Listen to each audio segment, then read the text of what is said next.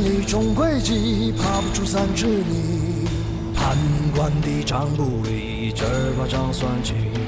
算人面和手心，算元柴几匹，算夜路走到尽，等待着秋月明。可怜人受苦刑，人生人几分尽，罪恶连骨带皮，牵一发全身情。败类患有巨星，鬼荒无人信。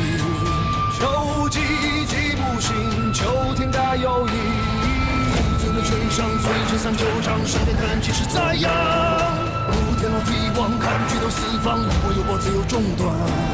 虎豹和豺狼，阴暗一昭彰，快速罪孽也算分赃。善恶本上自有千行，天道往返也不容错判。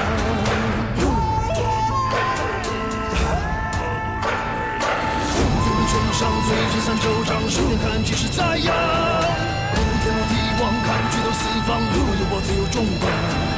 虎豹和豺狼，阴暗一昭彰，快速罪孽也算分赃。善恶本上自有千行，天道往返也不容错判。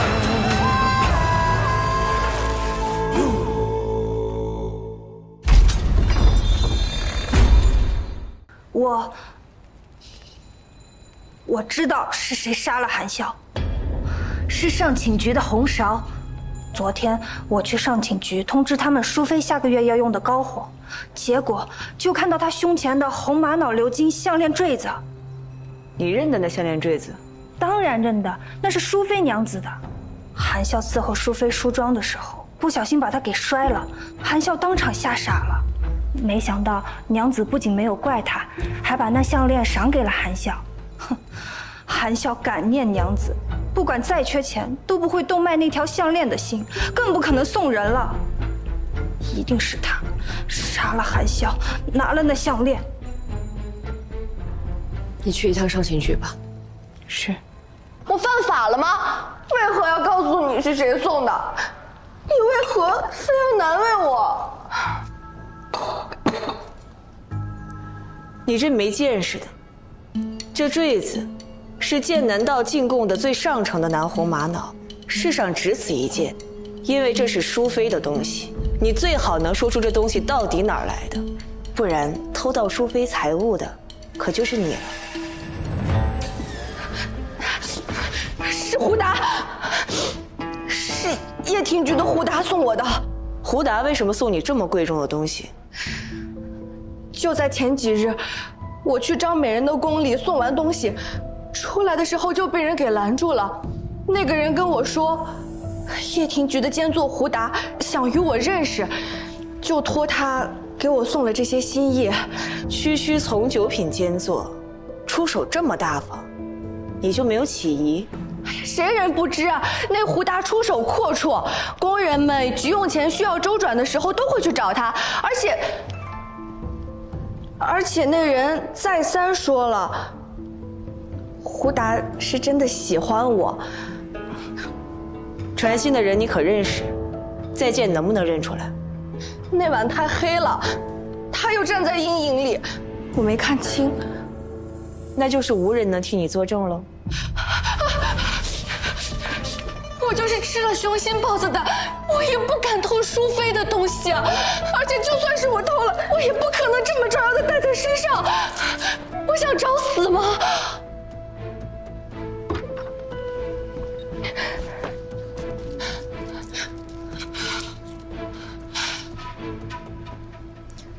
那个人总有些特征吧？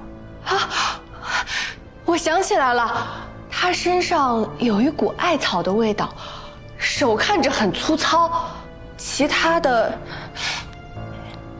我也想不起来了。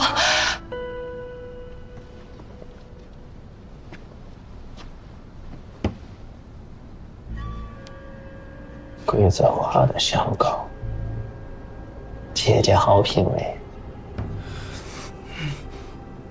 哎，姐姐，你不签这借条了吗？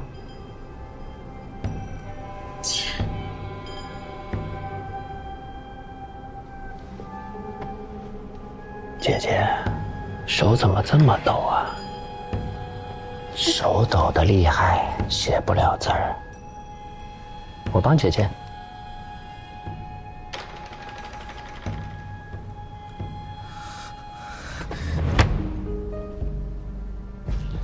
胡建作，结局我已经写好了，钱什么时候可以给我？胡坚作，好身份的叫法呀！我的钱只借给朋友，姐姐这般换我，令我好生伤心啊！你要怎么样？我要姐姐真心待。姐姐到底在怕什么？怕我还能把你怎么样不成？我有这个心，也没这个本事。姐姐若不信，来试试。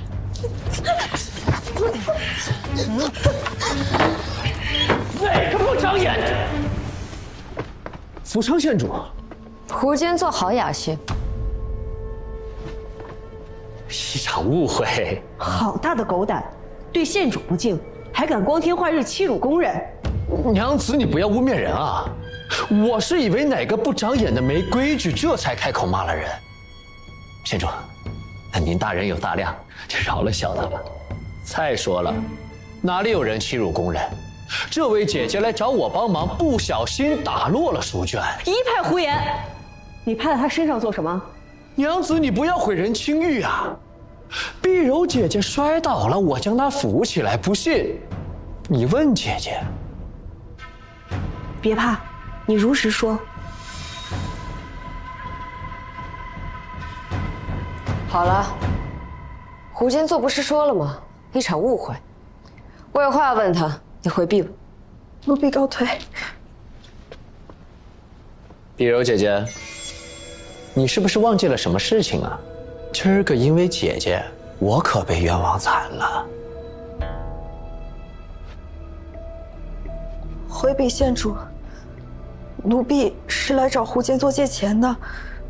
方才奴婢不小心摔倒了，是胡建作将奴婢扶起，还请县主不要错怪胡建作。那误会解开了。县主既然有事儿要问小的，那我是不是可以先起来？哎，啊，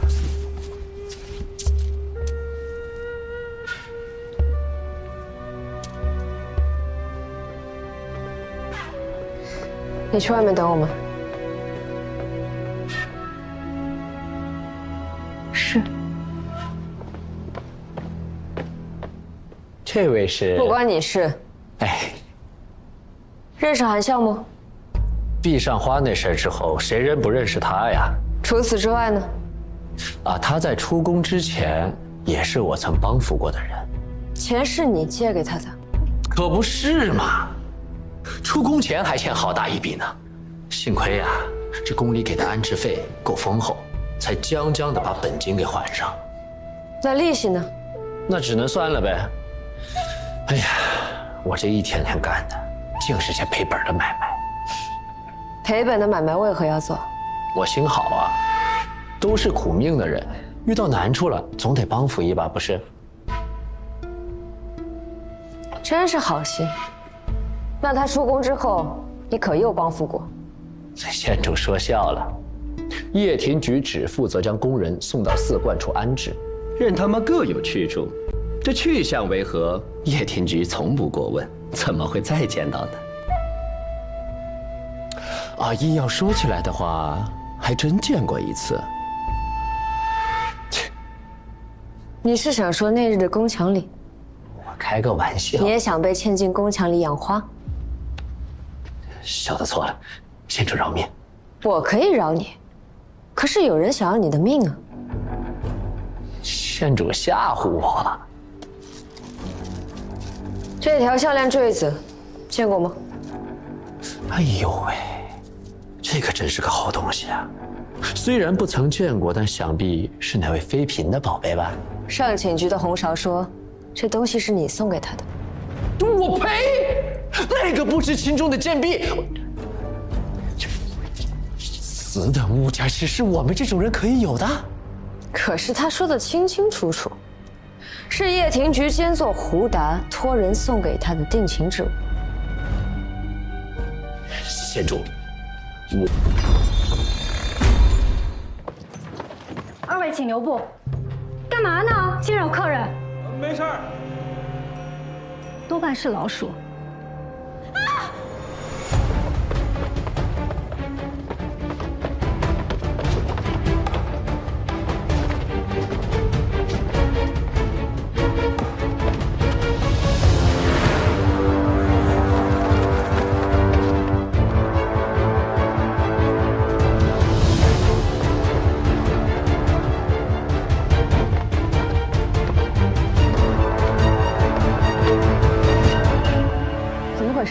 有老鼠，吓死我了！怎么每次都是你，大惊小怪的？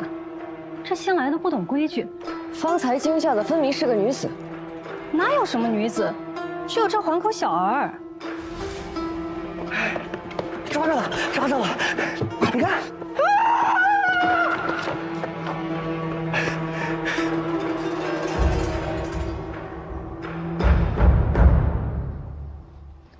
也不知道怎么样了。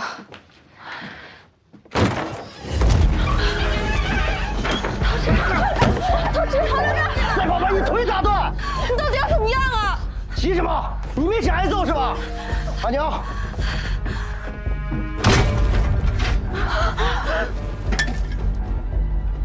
到了此处，别怕没活干，现在就给你们个保障。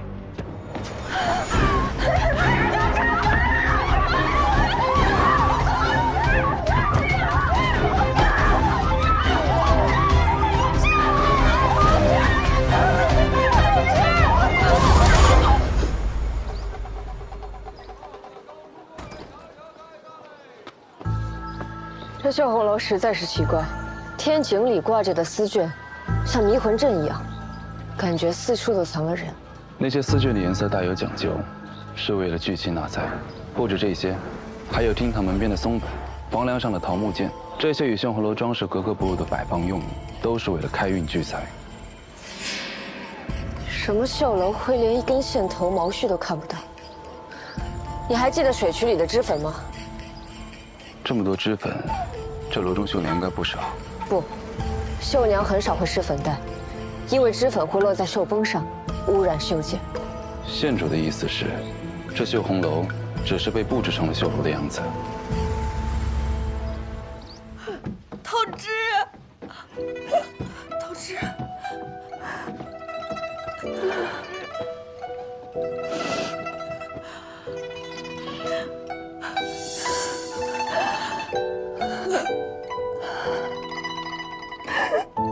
都怪我！你何苦这么折腾？我们这些出工人，想在外面靠自己找份营生本就不容易。我们又不像你，还有个在朝中当差的哥哥做倚仗。你这么一闹，我们大家都跟着你受牵连。你这怎么能怪陶芝呢？他不也是为了我们吗？你怎么能这么糊涂？这若是个正经营生，为什么来了会不让走呢？现在还把我们关在这像笼子一样的地方。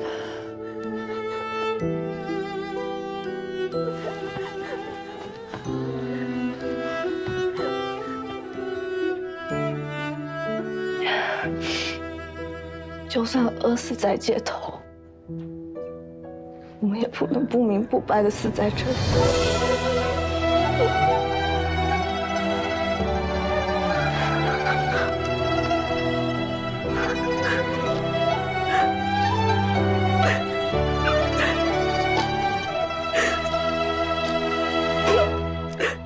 这人呐，命数如何，不光要看生身父母，还得看再生父母什么来头。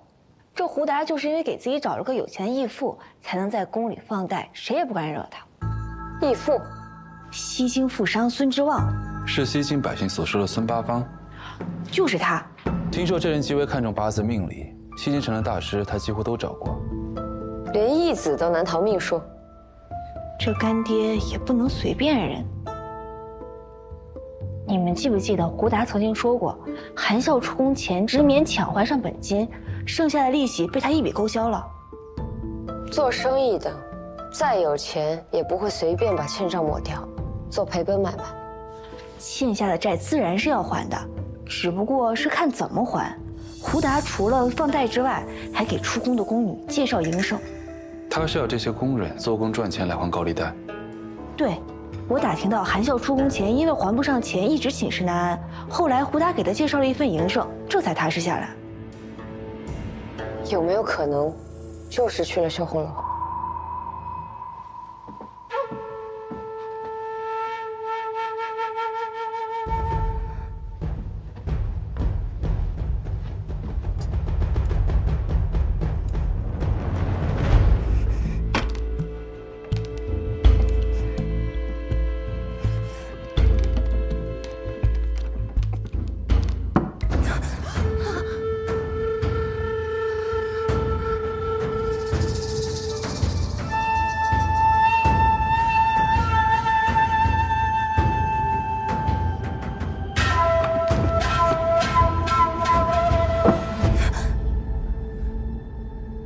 别忙活了，你出不去的。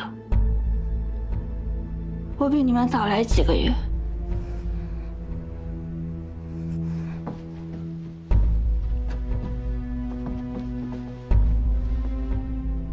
姐姐，这里到底要做什么？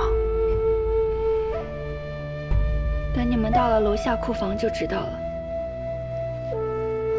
库房？库房？我会把你一起救出去的。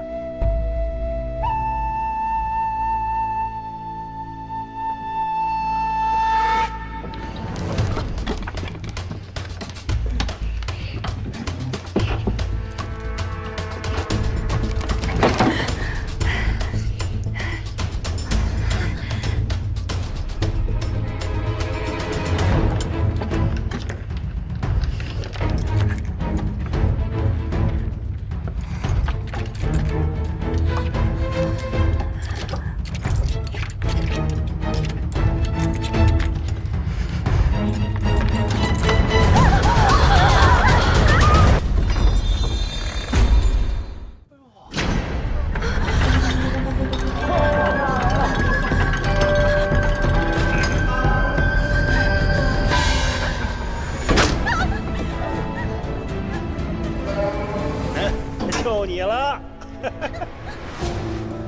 从伤痕的形状来看，像是用鞭子抽打所致。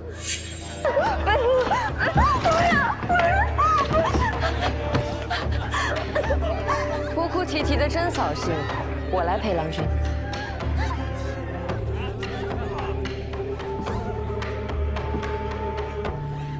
新来的吧？你就不怕吗？怕有什么用？总要讨生活，扭扭捏捏大闹一通，不如找个好倚仗。有趣。那你愿不愿意陪我玩个游戏？那郎君要先和我玩游戏才行。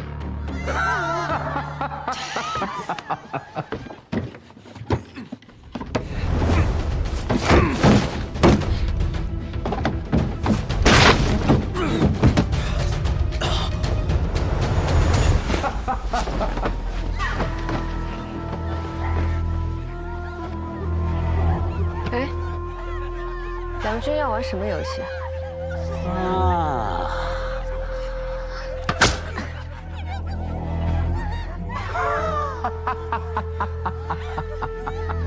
郎君的玩具真特别。那也没有你这小女子特别的。该我了。嗯，好啊。郎君可记得韩笑？记得。是你的名字吗？郎君答错了，该罚。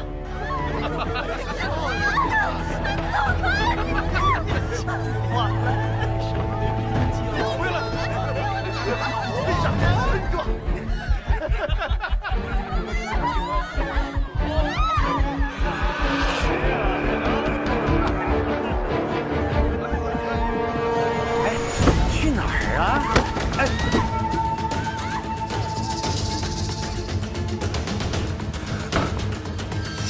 如正脸。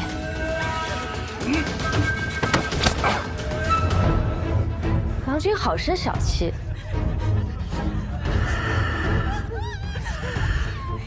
有意思。好的呢，抓住他！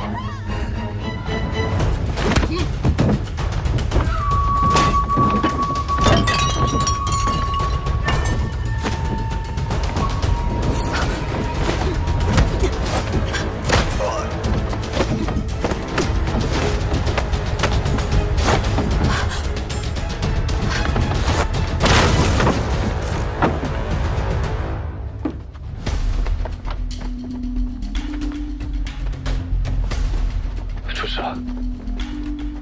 圣上亲赐灵佛在此，见符入见圣上，让开！哼，从未听过。好大胆子！